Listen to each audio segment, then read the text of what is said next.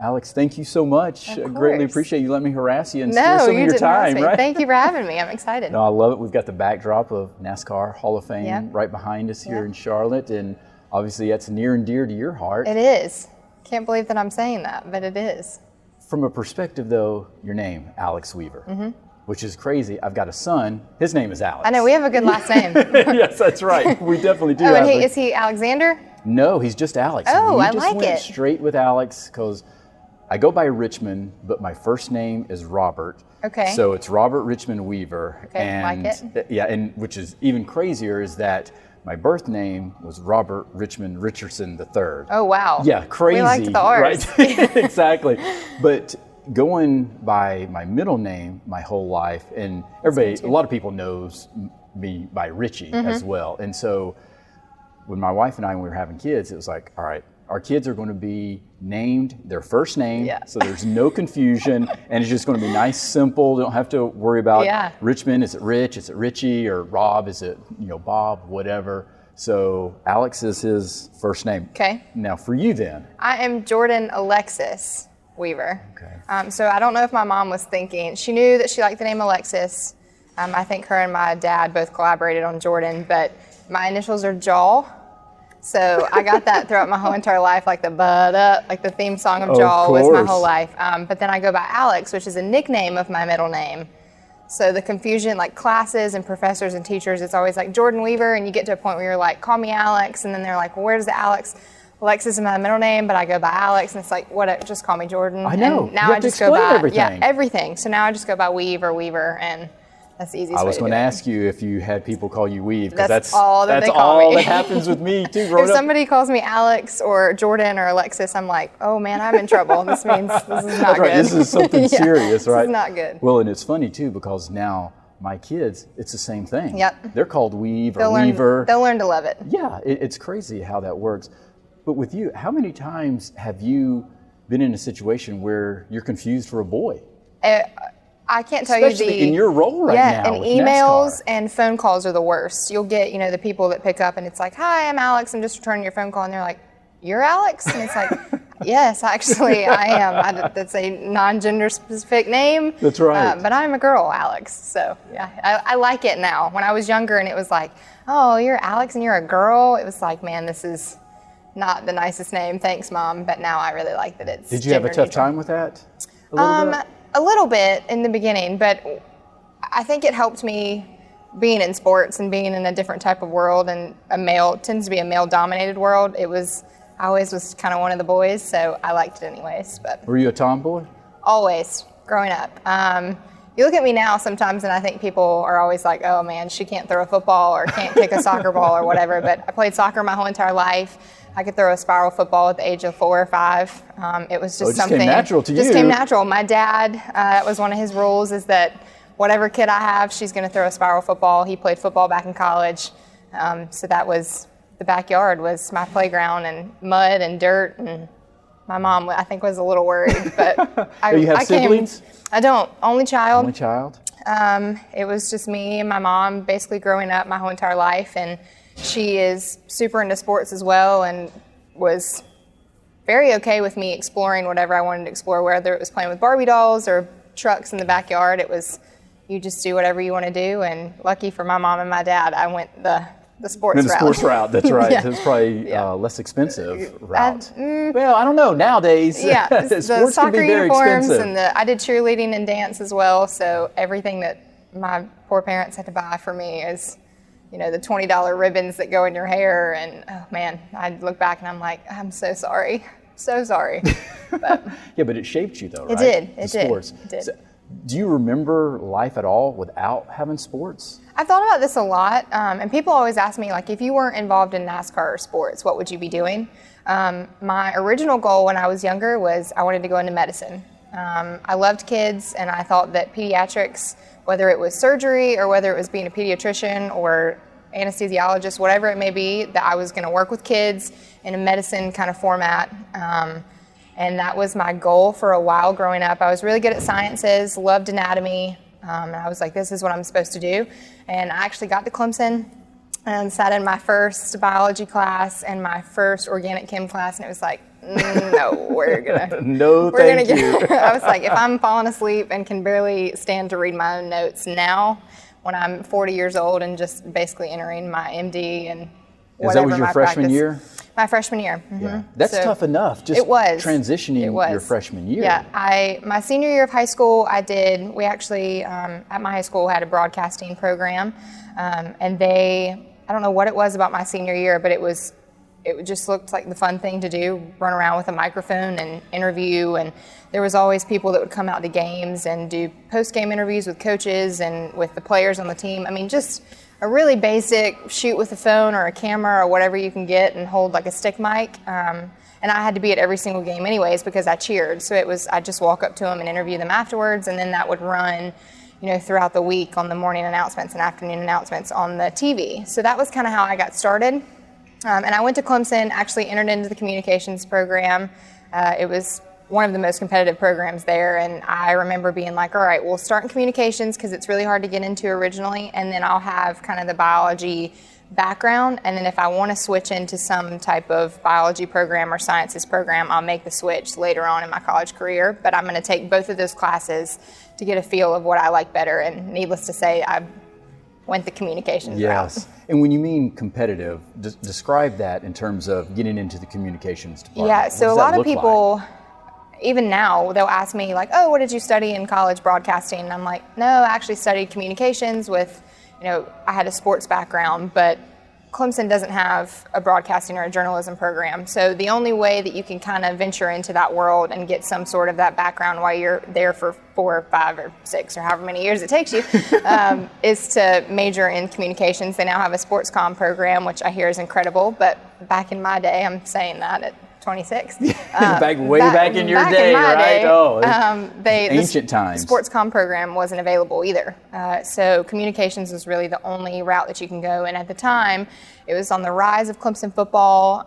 Basketball had been up their game and with recruiting. The soccer team was taking off. So everybody, it was like, oh man, we can go and take sports classes and athletic leadership and communication and broadcasting 201 and all these fun classes that everybody was seeing, and it was the heyday of, still is, but College Game Day and Samantha Ponder, and everybody was kind of seeing that. So it was a really competitive program to get into at the time, and still, it's even more competitive now. Yeah, so. I can imagine even more so now, because it is definitely had a snowball effect. What you're talking about, just the popularity, obviously, when Clemson's winning national championships. The national championships didn't hurt. So. That's right. When you first got the microphone, though, what did it feel like? It was bad. I look back at some of my earlier things, and I'm like, wow, that was who let me do that? High school, we won't count, because that was really just for fun. But it wasn't until I got my freshman year, I started working for Clemson football.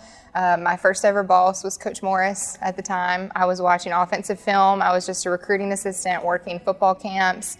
And it was Rick Bagby who came on at the time, and he was like, hey, we have a couple of these things for ESPN and for NFL Network. Would you be interested? We also can throw you on some YouTube videos. It was really the beginning of the rise of what Clemson football social media is now. Which is fantastic. Which is one of the best in the country, if you ask my opinion. But they were like, would you be interested in just kind of talking? And I was like, sure. So I just started doing all of these random videos for Clemson football and for other outlets, and they were horrible. I look back on them now and they're so bad. Have you gone back and looked? Oh yeah, every once in a while I'll go back and watch one, or I'll scroll through the social media feed and I'm like, oh, why would I? First of all, it's like, why are you wearing that? Why did you do your hair like that? You're talking, you have that South Carolina twang, which NASCAR has blessed me that I get to keep it. Oh, that's right. Yes, you can. Exactly. You can use that. But you hear that South Carolina twang that comes out, and it's like, oh God, it just sounds like a little rugrat. This is just terrible. But it was a lot of fun. So. Well, anytime you hear your voice for the first time, and that's why even now. Well, I go through that as well with the podcast, and I started it in May of 2017, and got over 120 episodes into it now, and I know I've improved, but I still will analyze it just like you do in terms of, oh my goodness, I've got to do this better. I'm embarrassed by myself at times, but you just can't think about it. No, you can't. And I'll still go back and watch NASCAR. And we have, a lot of the guys in our sport are Southern.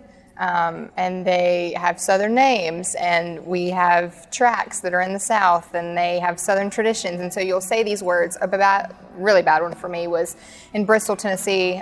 Bristol Motor Speedway is one of my favorite places in the world, but they give out a sword for the winner.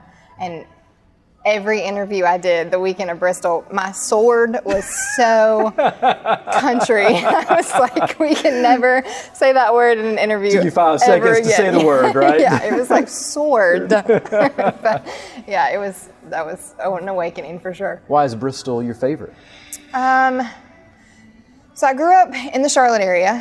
I love the city. I love going and visiting big cities. We also race in like Chicago, right outside of Chicago, right outside of LA, but Bristol kind of reminds me, and this is going to sound really corny, but I went to Clemson, and it was a cow town. People that don't know it, it's out in the country. It's one of the reasons why I love Clemson. I love it. And there are, if you take away the college, it's these hometown people and these elderly people and families, and it just has this homey vibe. And I felt like Bristol was kind of the one for me that felt the most.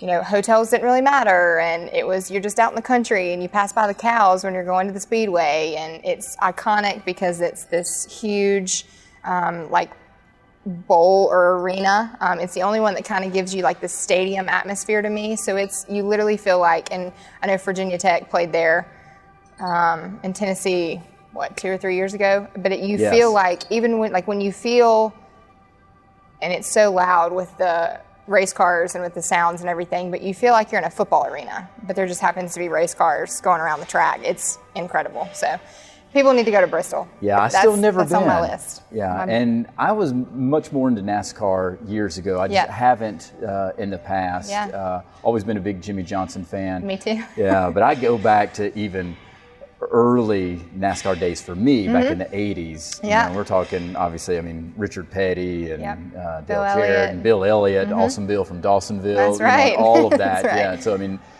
and I think that now it seems to be that NASCAR is just continuing to pick up more steam. We are. Believe it or not, in the last couple of years, I've really watched the sport take more of a light, and we've had partnerships like Barstool, and we've gotten into some of the other platforms and had some partnerships with the NBA and the NFL and just done some special things. This generation tends to look at it more as it's cool now again, which is really fun for us because it's always been cool for us, and we really like telling the stories, but now it's they're wearing the jackets and they have Ryan Blaney and Chase Elliott T-shirts on, and it's really cool when you go and you walk outside of the media center at a racetrack and you see a 4-year-old who is the most passionate, and it's Lightning McQueens are running around everywhere, and the Cars movie. This is like real life cars, but they just look at it with their eyes this big around, and that's what makes it really special. And I think if people haven't experienced NASCAR live, very different live, it'll be a life-changing type of experience in terms of they'll understand why people gravitate towards watching it and embracing it so much, because it is amazing. It is. It's to be there live. It's just people don't understand, first of all, when you're there and you have to write down on a piece of paper and pass it what you're trying to, it's so loud that you have to write it down, like, hey, you want to go get a drink, and you pass it to your neighbor because you can't hear anything else other than the cars. That's incredible in itself, but you also, it's the balance of the cars and the tire pressure and everything. One mistake, their day is done. It's just a lot. They lose 10 to 15 pounds every single time they get out of a racetrack. It's just incredible, what people don't realize, that these guys are actually athletes, and how much, even the whole entire team, it's much more of a team sport than people think, but it's nuts. I never knew. Now I can change my oil, and I can check it. I can't change it yet, but my friends will call me and be like, hey, my car's making this weird noise, and I'm like, that's great. I can't help you. You're not a mechanic yet, right? I don't know anything about that, but I can tell you who won Bristol in 2013, whatever that may be. But how often do you have to be in debates if people are not NASCAR enthusiasts or NASCAR fans when they say, oh, NASCAR is not a sport, these guys aren't athletes? Yeah, believe it or not, I get in more debates over Clemson football than I do over NASCAR. A lot of people kind of know where I stand on both topics. But NASCAR, as far as people it's either, And I wish that there were a little bit more casual fans, but there's always like the really avid fan of NASCAR, or people have no idea anything about it. So what I've tried to, and my group of friends and my family, my mom watches every single race now. She knows everything about it. She's trying to find a way to come to Daytona with me because she just wants to be there for the Daytona 500. So when you can turn one person, it's really fun to watch their journey of like, oh man, we watched that race on Sunday and we saw da-da-da win and that was really cool. And when they can start to become fans, it's like, told you, like you just gotta give it one little, just get into it a little bit. I would agree, and that's what life has just been, busy for us. And my son was into it earlier on several years ago, but just kind of transitioned out. But I do enjoy it. We need to get y'all to a race. I know, I would love it. We I would will. love it because I've been to Charlotte Speedway, Yep. and I've been to Atlanta. That's the only two places I've been. Yeah, we'll get you. You need to go to Bristol. Bristol's. I would enjoy that. So Charlotte has the Roval now, which is like the road course and the oval. Okay. It's love the Coca-Cola 600, love the All-Star race, but the Roval has just been really interesting for fans. It's been a sellout crowd for the past 2 seasons that we've had it, but it's really fun because it's just a different. They're also racing like the track that goes around, but they're going in and weaving into the road course, and it's completely different. So that's a fun one. We'll get you to. Oh, well, I would appreciate that. Yeah. I would take you up on that. Hey, anytime. That's right. For you then, though, were you a fan of NASCAR growing up? No, I or was did you have much casual. exposure to it? My grandfather was a diehard NASCAR fan, diehard Bill Elliott. Bill Elliott like hung the moon for him. It didn't matter. He could have like killed a guy, and my grandfather would be like, he probably had a good reason.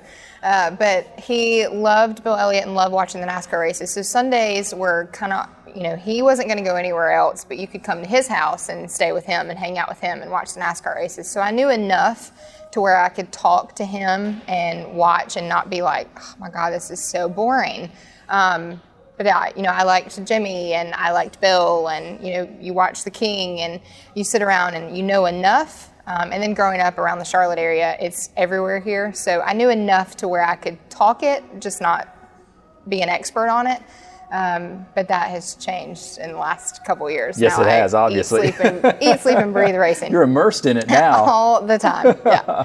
So going back to your playing days, though, growing up, loving soccer. Yep. So from that perspective, why did you love soccer so much? I think it was when I was younger, sports for me kind of gave me a family. I was an only child, so like imaginary friends and my mom and dad were my playmates, and that was my grandfather was really good at playing with me too. He would set up it didn't matter if it was like a rock, just throw it to me and we'll play catch, or just something that gave us something like me not having to sit there and play by myself. So sports for me, and I remember probably my first soccer team was we were like little munchkins running around on the field. There were still kids that were like picking flowers instead of, actually playing, but we were just running around, and I just remember it being like, man, all these people that I have to play with, this is so fun. But it started out as just, I didn't even think I was really going to like it. And then I started loving it. And then I realized how sports and being in a team or in an organization can really feel, you spend more time with them sometimes than you do your own family. You're on the road with them traveling. I did like AAU, essentially what the equivalent is with soccer. And we were in the car for 4, 5, 6 hours sometimes with me and 3 teammates in the back seat watching movies and eating candy. And it was like, man, this is what a family has to feel like. So creating a bond. Just became my family. Yeah, of course. And, for me as well, sports growing up, I had a dysfunctional family. I never knew my biological father, and that's why my name was changed to Weaver when I was 7 years old. And my stepdad and mom were alcoholics, so sports was that place for me. Outlet. Yeah, that outlet, that escape. Yep. And to your point, that's where I found family as well. And I'm not trying to be melodramatic and say my childhood was so terrible, but there was definitely some voids there, and sports filled that. Yeah, I get and that's what I think is so amazing what sports can do. And I haven't even thought of it from a perspective of an only child. That's where you do find team. Well, it was also, you can't sit here and have a conversation with somebody about politics without it rallying some bad mojo in the room, or you can't talk about religion, or you can't, but there's always a common ground that tends to bring people together in a positive light when you talk to them about their favorite sporting event or their favorite team, or it's just this. And I remember Clemson. I grew up a Clemson fan. My mom went to Clemson. I was going to ask you when you fell in love with Clemson. It was birth is when I fell in love. I came out. I'm pretty sure I had on like a Clemson like whoopee with like a tiger paw with the hat that comes on. Yeah. Grandfather was a diehard Clemson fan. My mom went there, but it was at birth. But you didn't really understand it until you got immersed in the Clemson world. And I remember like my first football games there, and I was young, but it was just everybody was high-fiving, and you score a touchdown and you hug a stranger, and you go to national championships and people are walking around handing you tailgate food and they don't even know you, and it's like, this is the only thing in the whole entire world I feel like that people can get away with. If you have on orange and I have on orange, we're related. We're best friends. Yeah, exactly. It's so true. I do feel that at certain times it's the ultimate connector. It is. Because people do put away whatever differences they might have, just for at least for a few hours. Yeah, exactly. And when you leave Death Valley, you might change, but when you're in there, you're family. It's completely different. So was it a foregone conclusion? You're going to Clemson? Yes. That was it? So my dad worked for the football program after he played quarterback at ECU. Out of Greenville, North Carolina. So I was there for a while, and he still lives in Greenville. So when I was younger, I grew up going to just as many ECU games as I did to Clemson. But it was just something about Clemson that felt different for me. He also then worked for Auburn. So my 3 schools that I applied to were Chapel Hill, just because North Carolina and UNC. Oh, it's Chapel Hill. You have to, yes, exactly. I get it. My whole family, there's about 4 of us that bleed orange, and then the rest of us bleed Carolina blue. Okay. So that was kind of like, let me just see if I can do it. And then Auburn and Clemson.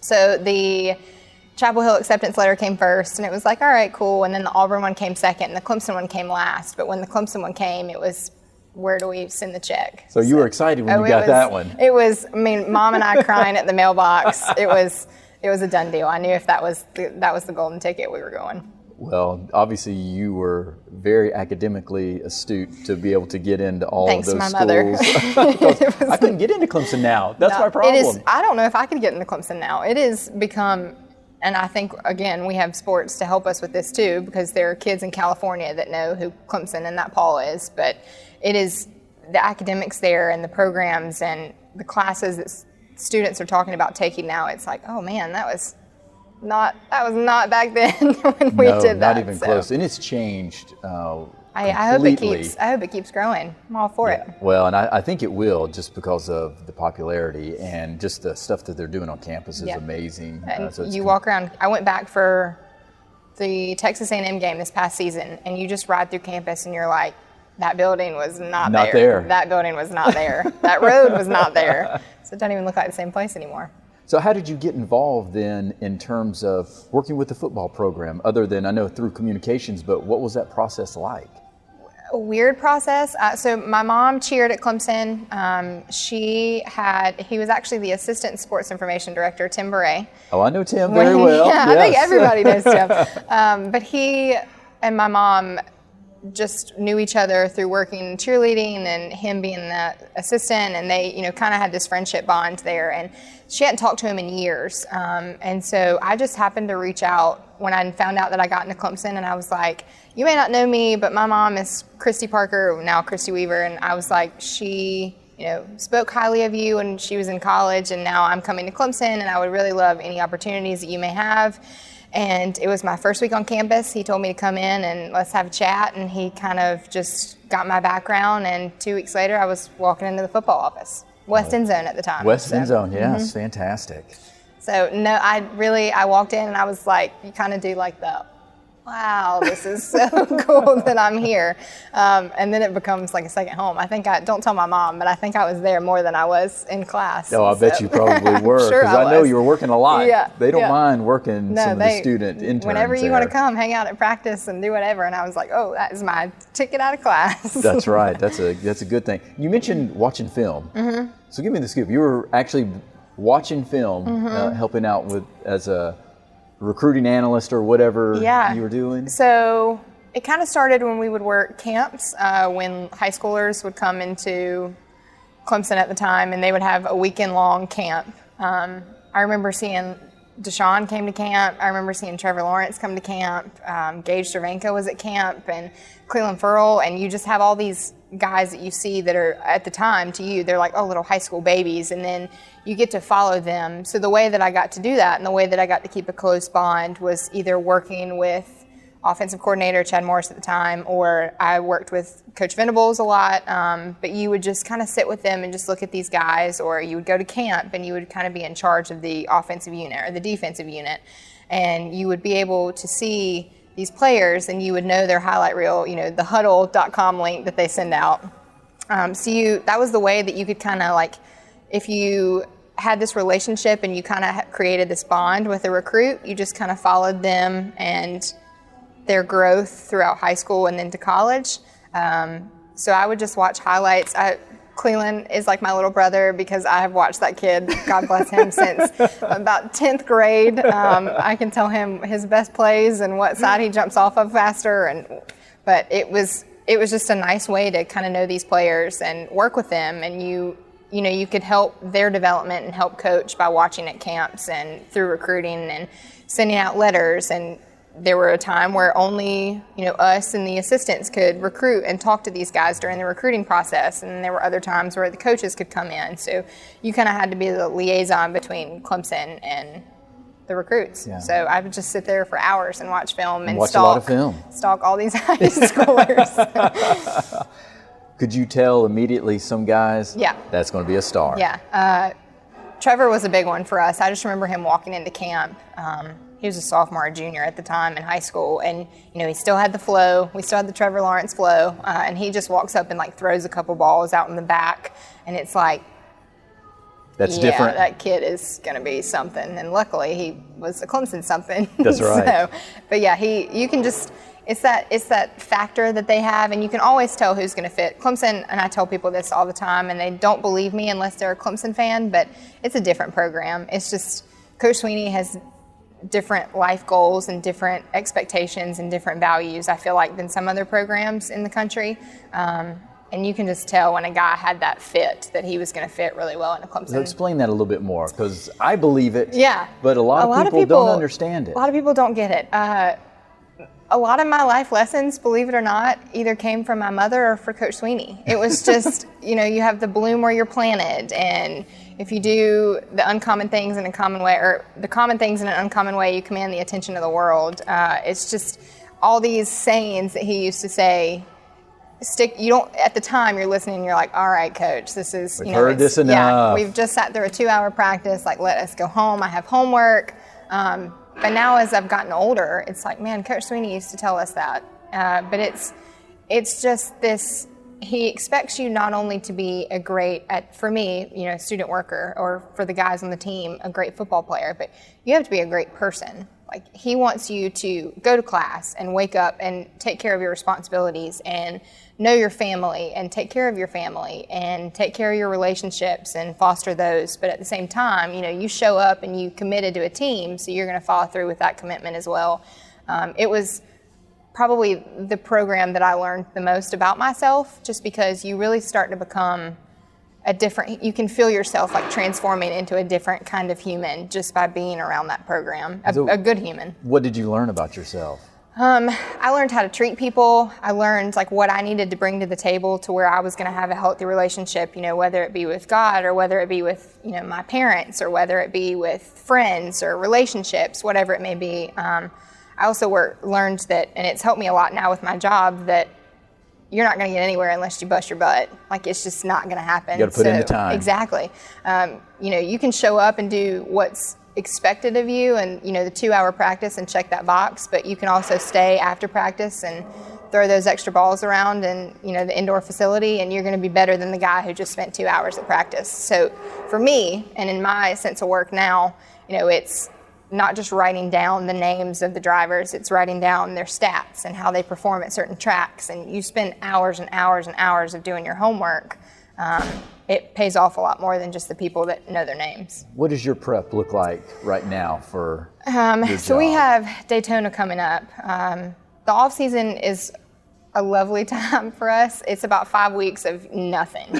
I have everybody. So you can really decompress. I mean, I try to stay off social. Clemson doesn't help that, and the fact that it's national championship season when we're in the off season. So that's really the only thing that I kind of follow. I'll keep up with the news and storylines that's going on in NASCAR, but I try to stay in the football world during the off season just because it's a nice break and refresh from NASCAR. NASCAR is the longest season in professional sports.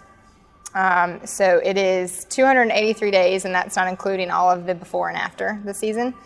So it is a nice 5-week period of don't talk to me, don't look at me, feed me, and just let me sit on this couch. But now, we come back in the start of the new year, and we're blessed, and we're also a little weary of the fact that our biggest event of the year and our Super Bowl is the first race that we have in the season. That's right. So it is like you are hard charging the second that you get back in the door after Christmas break and New Year.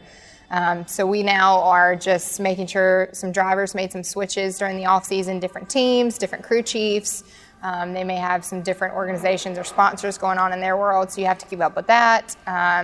Kind of learn their stats. You look at past Daytona and who runs well there and who has a higher chance at the 500. We pick up new shows. I filmed the first time last week and then had an interview with a driver yesterday, and it was you just dust off the get right back at it. Dust off the storm that you had. Yeah, so you just kind of pick up right where you left off, which is really nice, but also a little terrifying when you have about 30 days of preparation. So how was it though when you first started the role? And again, and I'm saying it from a perspective of obviously your youth, but also as a female in a male-dominated obviously sport. So when I started in NASCAR, I was 23, 24 at the time. And in my head, it's like, oh my gosh, I'm so old. But you look around and you see 70-year-olds still in the garage, and you're like, wow, I have a long way to go. And people that have been in the sport, I have a really good friend of mine who works for Fox Sports. She's been in the sport for 11 years, and it's like 11 years ago, I think I was in middle school, like high school, whatever that may be. But you really have to pick up quickly. What helped me was that I immediately wanted to start getting immersed and going to races, and I wanted to travel and be around, because when you're around the people, it's kind of like being in a foreign country when you speak another language. If I go, to Brazil and everybody is speaking their fluent language, I'm going to pick up faster than if I'm trying to learn it Portuguese and Spanish or whatever here. So I would just immerse myself in that. I started social media stalking everybody that I could stalk, and learning how, the lingo, how they talk about it, what they're showcasing, what they're liking on Twitter. It sounds really creepy, but what they're kind of posting. And then NASCAR also has a lot of, I always tell this story when I started, they have a lot of abbreviations. So like Stewart-Haas Racing is not Stewart-Haas Racing, it's SHR. And Joe Gibbs Racing is not Joe Gibbs Racing, it's JGR. And HMS is Hendrick Motorsports. And so you're sitting in meetings, and I mean, it's week 1, 2 for me, and they're like, yeah, and we'll just put them with SHR people, and they can go to JGR people, and then we'll have, we'll head over to HMS. And I'm like, what? Your head's spinning. What is any of this? That was on the lingo was the hardest part about it, because I'm used to talking about running routes and, coming off the line of scrimmage, and now I'm talking about air pressure and tires and the balance on the car. So that was the biggest switch over for me, just coming from more of a football kind of baseball background, and now talking about cars. But in relations to like sports and how things operate and the inside business of things, it's pretty much the same. Yeah, because again, what a lot of people don't really understand, what you mentioned, is that it's a team that 100%. Has to work together. Yeah. So, I mean, you could easily correlate, obviously a football team versus a NASCAR racing team. Most of the guys on the pit crews are past football players, past baseball players, past wrestlers. They are all pretty much Division I or II athletes in college, and I don't know how they do it. I've tried. I went into the pit crew challenge with Kyle Busch's pit crew team 2 seasons ago, and I mean I couldn't jack the car up. It was like, this is so hard. Changing a tire was impossible. I was like, yeah, y'all are a different breed. It's a little different level. Yeah, exactly. Did you have any situations where you were viewed in a different way because you are a female? Yeah. I have no idea what I'm talking about when it comes to racing a car. Never been in a car. She probably can't even drive down the freeway, and you get all of those things all the time. And it's been a hurting factor for me, but I also try to turn it in a positive light because it's made me work a lot harder. So it's showed me not only that I have, it's amazing to me that some people in sports consider being a female almost like a disability. Like you come in with this, you're already backtracking, you're already the B squad because you're a female. But in reality, I'm probably working harder than you sometimes because I am viewed in that way. And I do have to know my stuff before I get up. Like, people don't expect me to know what I'm talking about and don't, expect females to be able to sit down and have a conversation about racing, and then we open our mouth and we can talk it just as well as some of the guys, and it's like, oh, okay, wow, she's kind of knows her stuff. So earning the respect, I think, and just showing people that you can, and I don't know everything about it. I don't know the ins and outs. I've never raced a car in my life. I've been inside one and almost thrown up every single time. Yeah, that's a different experience as well. I don't know how the guys do it. When you're going 3 Gs around a turn, it's like, yeah, I'm pretty sure I'm going to throw up. But no, you just kind of... But that is definitely a challenge. It is. It has to be. It's different. And it's not just NASCAR either. It's all male-dominated sports, and you have that disability, as people want to call it, even though it's not. I mean, we're equal playing field, I've always felt like, but at the same time, you're viewed as you're not. But I like that. I like that I come in as the underdog. I do. I like that I have... Why is that? I think it's just allowed me to work harder and understand that if I do work harder, there's a bigger reward. I like being... It's just how I've always felt comfortable. I mean, I grew up walking around baseball fields that were, all boys, and I was the bat girl for my stepbrother's baseball team when he was younger, and when I was 4 or 5, I was running out and getting the bats. I mean, you're in a dugout full of guys, and I didn't know I was a girl. I mean, I did, but, you just look around and think, man, this is cool, I'm one of the guys. And football teams, it's a locker room full of football boys, and you're like, man, I'm one of the bros. Like, this is so fun. And you don't even realize that you're different until somebody points it out and you're like, oh yeah, I'm not one of the guys. But I've never really felt like females are ever different. I don't know if it's because I'm a female, but I liked the fact that people, this is going to sound really bad, but when males walk into a room and it's a male-dominated room, you're not going to be like, oh man, look at the guy walking in the room right now. But when a female walks in and it's a room full of 20 guys, it's like, oh wow, what's she doing here, kind of thing. So you have to show people that you deserve to be in the room, but it's also been a benefit because there's not a whole lot of me in the room anyways. So a lot of pressure, but... Oh, I imagine it is. Yeah. And do you get motivation from proving people wrong or proving people right that say believed in you? I get motivation. My friends and my mom and my family members, those are always fun to prove right. They sit there and they tell you your whole life you can do it and whatever you put your mind to and just follow your dreams. And so that's always fun to be like, man, this is really cool. My grandfather passed away when I was in middle school, but he was a huge Bill Elliott fan. One of the first ever interviews I did was with Bill Elliott.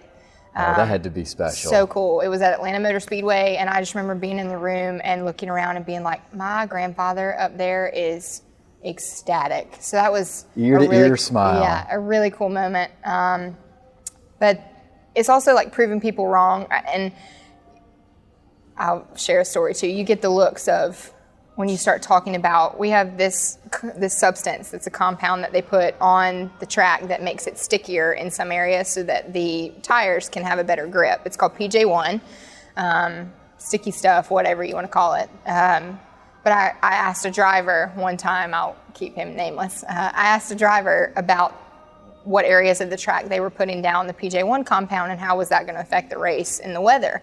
And he asked me if I knew what PJ1 was.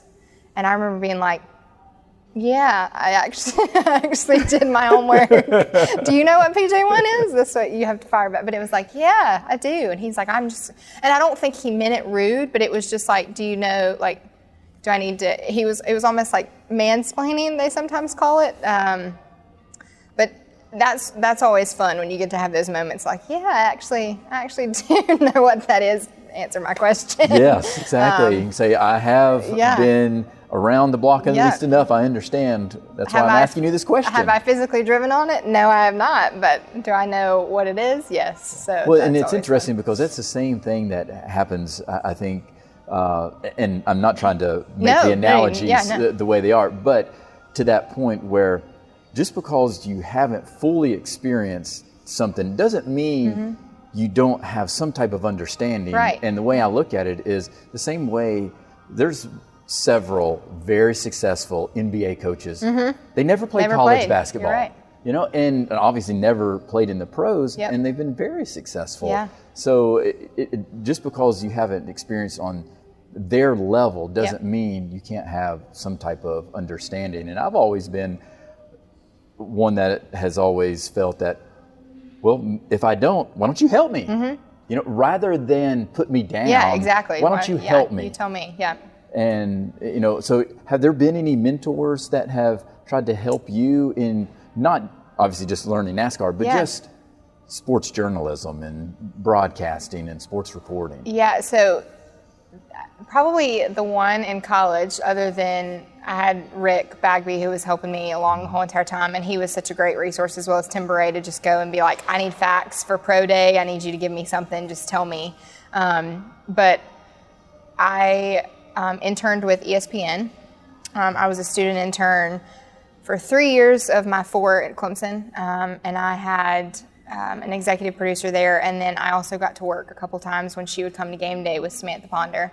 I would always try, and while she was, sitting there with her makeup or sitting there, just running through notes, I was like, will you just sit here and talk to me about what it takes and what I need to be doing?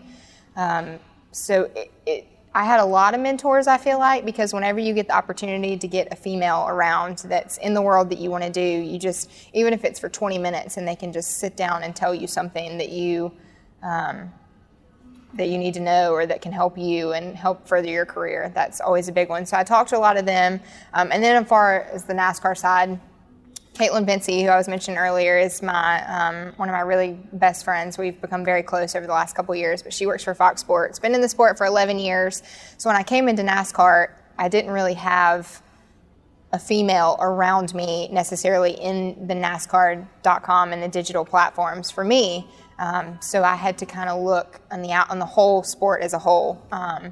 And she was a really good one for me just because she grew up in the sport, but she works for a network, so she's not necessarily around the teams constantly, but she still has that connection with them. She's married to a crew member, the car chief for Martin Truex Jr.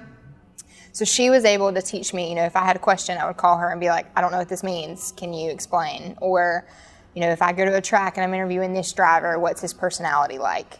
Just simple things like that. So she's been in the NASCAR world a really great help for me, which I feel like people can say that you don't need help and that you can do it all by yourself, but you can't. You can't. You need help. No, you definitely need help. And that's throughout all of life. Yes, always. So I can attest to that as well. Yeah, I know. That is definitely one aspect that, and I don't think enough people really understand the importance of being intentional in terms of seeking out help, seeking out advice, seeking out wisdom, because you do get this mentality that, oh, I'm Superman, I can take on the world. And I think what was different for me is I always viewed asking for help as a weakness.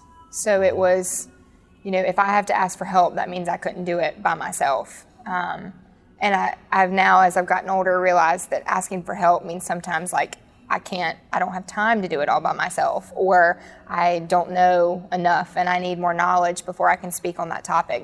It's not, you can't do it. It's just help me get there to where That's I can right. Just do it. Give me a little nudge. A little push. Yeah. When did you come to that realization? College, probably. Maybe not even college, maybe right after college. It took me a while. I know pretty much throughout college, it was never asking for help. It was, you got to show up and do this and then go to class and then also do your homework and then call mom and make sure and check in with mom for the day and then have friends and go to sorority functions. And it wasn't until probably my later college years, maybe even so after college, that it was like, I need a little help sometimes. Yeah. So. Why NASCAR versus your love for college football to try to do something in college football? I'm really glad that I did it now. It took me out of my comfort zone. So looking back on it now, I'm really glad that I had a challenge, and it has definitely helped fuel my career and my love for sports, because it's a different sports avenue that I didn't know that I could learn and could know. When I thought that Clemson football was like the end all be all. This is the greatest job in the world. There's going to be nothing that I love more than Clemson football. And it's kind of amazed me how much now I'm in love with NASCAR. I eat, sleep, and breathe it. I wish that I could turn it off, but it is in my brain and in my heart forever. Like, I can't turn it off no matter how hard I try. But I thought that football and baseball was for sure going to be the avenue, and NASCAR actually reached out to a couple of us that got hired at the same time, but they reached out via email on LinkedIn, and they were just like, one of our bosses now was like, we have this position open. Are you interested? Would love to have you guys come and interview. And we actually all interviewed. There's 3 of us. One works for the Atlanta Falcons now, so she got back into football, and then 2 of us are still here. And you all knew each other? No. You didn't know each other so at the time? We came in on the same day to interview and just happened to run into each other, and we were sitting there in the lobby before our interviews just talking, and it was, they reached out to me on LinkedIn. Oh, they reached out to me on LinkedIn. And then you're like, okay, wait, I really wasn't that special if you're doing it for everybody else. But they just reached out and they were like, come and interview, and obviously it was easy with my mom being here. I just came and stayed with her for a few days and went through the interview process, handful of interviews, 3 or 4, I think. And then they were like, hey, we'd love to offer you this job. And at the time, I was unsure of, Raycom was kind of being bought out by the ACC network as well. And there were some other sports that were kind of dwindling down. Raycom Media wasn't as big as a conglomerate as it used to be. So it was, a lot of people were really worried about their jobs, and coming home and being around my family and around my mom and taking on the challenge in NASCAR. Also, my grandfather was up in heaven, dying laughing, being like, haha, you thought that this was never going to be a thing, and now you're going to work for him. So just something pulled me to the sport, whether it was him or whatever it may have been, but I got pulled and I'm stuck now. Oh, God brought you down this pathway, right? Him and my grandfather are probably just chuckling right along. Has faith been a big part of your life? It has, yeah. It's been a lot more so when I've gone, and this, I know you're not supposed to tell people this or tell God this, but it's when you go through hard times, it's kind of what you lean on. Yes. I hate to say that I use and abuse him, because I don't. He's in my life constantly, but you don't really seem to find him as much and to want to, have conversations with him or talk to him until there's something that is trying in your life or something that you need help on. Or so just being on the road by myself, I talk to him a lot. I mean, I tell people this all the time, and it's weird. And he and my grandfather, who I was super close to, I keep bringing up, but I'll just walk around the racetrack sometimes, and in my head, I'm having conversations with both of them, like, man, isn't this so cool? I'm going to take you right along with me. And just knowing that I have that relationship of somebody, not just God and Jesus, but also my grandfather that I can just talk to whenever I want, and know that I have, some sort of guardian angels looking after me is a really nice feeling. Oh, it's special. Mm-hmm, it is. I know. And I didn't come into my relationship with Christ until I was 37 years old, a true relationship. Yeah. And I've had some difficult things I had to go through. Yep. And I don't know how I would have been able to go through it without having that foundation. Yeah. And some sort of faith or something to hold on to, I feel like helps. Exactly. And it's meant a lot to me. And I know some people do like to share a little bit more than others, so I appreciate you, being able to share that. So what about, you talked about some things you learned from Dabo Swinney in terms of, just, the different sayings, like control the input, all of those, plant where you're bloomed and, all of that. because I'm big on words of wisdom. So that's why I love all the Daboisms and just any type of mottos and quotes. They've always been big in my life. Do you have any other ones that have meant a lot to you that you fall back on? Yeah, so I always come back to a scripture in Matthew as well. That's do not worry about tomorrow. Do not worry about tomorrow, for today is all we have. So I'm a big in the moment person. My mom hates that because she just calls me a procrastinator. But I really just like to be in the moment, Mom. But I'm really big on that. I've tried to be better about not focusing so much on what is coming versus what is here. I feel like if you're always worried about, got to do this and I got to do this and I got to check on this, you kind of tend to not enjoy the moment that you're in. And I take time a lot when I'm on the road and I just look around and I'm like, I'm in, LA covering a NASCAR race. Like, this is pretty cool. And you just kind of have those moments where you just need to take it all in. So that's a big one. And then I also, just being in journalism and sports media has been, you don't need to dim somebody else's light bulb for yours to shine is a good one for me. So I'm very big on there is no person that I need to put down or belittle to make myself feel any better. So I am all for if you're succeeding, we're succeeding, especially with NASCAR. People don't realize that and I think that's what helped me transition as well, because I went from the Clemson football family, that's this itty-bitty little family, to NASCAR, which seems like a big family, but it's really not. It's this itty-bitty little traveling circus that we're all super close, and we're all with each other 300 days of the year.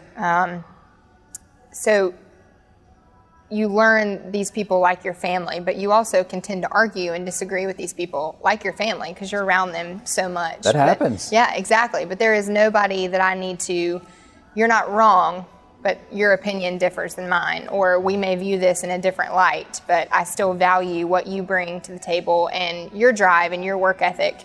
I've just never been big on putting other people down to get where I feel like I need to go. So they can, my journey's your journey and their journey's my journey, and we're all connected here. We're all going along for the ride. Exactly. Let's, all, what is the saying? All boats rise with the tide, or whatever. Exactly. So it's the same type of mentality. Now, going back to your quote, the Matthew verse, though, are you able to do that in terms of your career? No. Looking. I wish that I could. There are days where I have better days, but it's constantly, and it's so weird. You can go to med school and you can go and be a teacher and you can work in a hospital or in, a school until you're 60, 70 years old, whenever that retirement age is for you. And that career is pretty much the path that you're going to take. Whereas ours, it's living by contracts. It's living by, if there's somebody that's younger, that's better than you, or knows the sport better than you, or has a better reel than you, or there's constantly this turnover factor that you feel like is these, the new Thunderbird models are replacing the old Thunderbird models. And so you have this pressure of feeling like you have to keep up. So not only, I'll give social media examples, but you have to keep up with your Twitter and you have to keep up with your Instagram. But now you have TikTok that we have to be a part of. So know the TikTok trends and know, everything that's going on with all these social media outlets and the 10-year-olds that are on TikTok, and how in the world do I relate to a 10-year-old? But you really have to, we're getting a next gen car that's coming out. And I mean, there is constantly change and turnover, I feel like. So it's not easy to sit here and say that I don't worry about what next year may bring or the next 5 years for my life. But I've also learned that if I spend 24 hours a day worrying about tomorrow, I'm going to miss an hour of my day that was really special. So I at least try to take time to be like, I'm in Charlotte, North Carolina, working for NASCAR, and I get to talk about race cars for a living. This is pretty darn cool. It's a pretty cool job. It is. It's really I would think so too. Now, is your mom right? Are you a procrastinator? Yeah, I am. It's really bad. She tends to say that she's not, but she is too. So I really came by it honest. But it's I don't know if it's because I like the drama of seeing that I can do it. And it was really bad in school. You have a paper due on Monday, and you're going to write it Sunday night. By dang it, it's going to be written.